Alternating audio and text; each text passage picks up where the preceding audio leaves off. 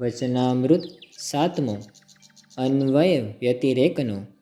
સ્વામિનારાયણ હરે, સ્વામિનારાયણ હરે.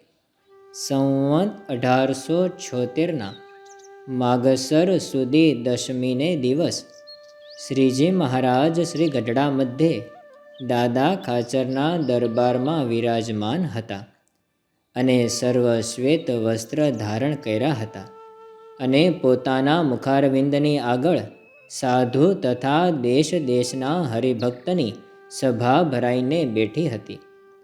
પછી શ્રીજી મહારાજ બોલ્યા છે, શાસ્ત્રમાં જ્યાં જ્યાં અધ્યાત્મ વાર્તા આવે છે તે કોઈને સમજાતી નથી અને ભ્રમી જવાય છે.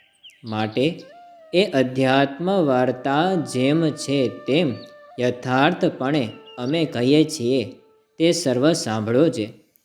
સ્થૂળ, સૂક્ષ્મ અને કારણ એ ત્રણ દેહને વિશે એકાત્મપણે જે વર્તવું તે એ જીવનું અન્વયપણું છે અને એ ત્રણ દેહથી પૃથકપણે સત્તા માત્ર જે કહેવું તે જીવનું વ્યતિરેકપણું છે. તથા વિરાટ, સૂત્રાત્મા અને અવ્યાકૃત એ ત્રણ શરીરે સહિત જે ઈશ્વરને કહેવા તે ઈશ્વરનું અન્વયપણું છે અને એ ત્રણ શરીરથી પૃથક ને સત્તા માત્રપણે કહેવા તે ઈશ્વરનું વ્યતિરેકપણું છે. તથા માયા અને માયાના કાર્ય જે અનંત કોટી બ્રહ્માંડ તેને વિશે વ્યાપકપણે જે અક્ષર બ્રહ્મને કહેવા તે એનું અન્વયપણું છે અને એ સર્વથી વ્યતિરેક સચ્ચિદાનંદપણે જે અક્ષર બ્રહ્મને કહેવા તે એનું વ્યતિરેકપણું છે.